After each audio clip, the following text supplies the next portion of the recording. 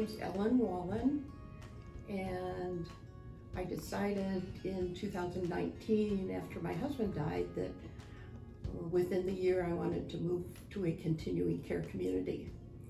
And there's nothing really north of Madison, and since I already lived in Madison, I had a choice between 3 possibilities, and Oakwood came up top of the list. So in April 2020, that's where I moved. It was compassion, and I knew that from day one it was the right decision because within 24 hours after I moved in, which was during COVID, I had notes and treats on my hallway shelf that said, "Welcome to Oakwood, and we're looking forward to meeting you." And that felt really good. The other big part of the story is before I moved to Oakwood, I injured my knee and I had a little dog, and while I was on crutches, I couldn't walk the dog. And my only recourse was to kennel her because I couldn't find anybody in the complex where I was living that would willing to help me out. After I moved to Oakwood, I broke my ankle, and that night I called another resident and said, "Is it possible for you to walk my dog?" And the next morning he had a crew of 4 lined up to walk my dog twice a day. Even though she was reluctant, they were very patient with her.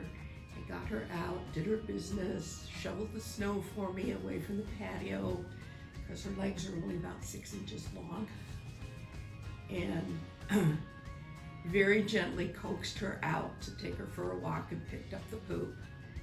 And this next day, after I'd broken my ankle, I called Health and Wellness and said, "I need dressing changes on my wounds because I can't reach them." And the same day and every day after, I had dressing changes, so I didn't have to go to the clinic or figure out how to get there. It was wonderful. So the stark contrast between what I had before and what I have at Oakwood just screams the compassion this community had, because I hadn't been here very long and there was already a supportive community there to help me. That's pretty easy because we meet at the fireplace informally most every day, and if one of the persons doesn't show up for a couple of days, somebody's checking on them. I've been checked on when I haven't shown up for a couple of days. You know, are you okay? What do you need? Can we bring you your mail? Do you need the paper? Do you need us to bring you a meal out of the dining room or the bistro? Can we bring you some groceries? I've had somebody bring groceries for me. And we're not really intrusive in our curiosity or checking. We just want to know that the person is okay.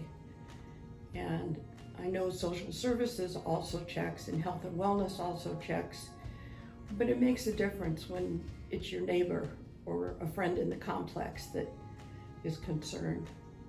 And we don't want to be intrusive. We just want to know they're okay. And that feels really good to me because where I lived before, nobody checked on anybody. And I couldn't make an acquaintance to save my life. And when I moved here, I had a whole complex full of people that were willing to say hi. You walk down the hall, there's somebody to help. We have puzzle tables where anyone is welcome to work on the puzzle. You go to the dining room and anyone is welcome to sit at any table with anybody and get acquainted. It's really nice. And I know, with all of those things, I've made the best choice possible to move here.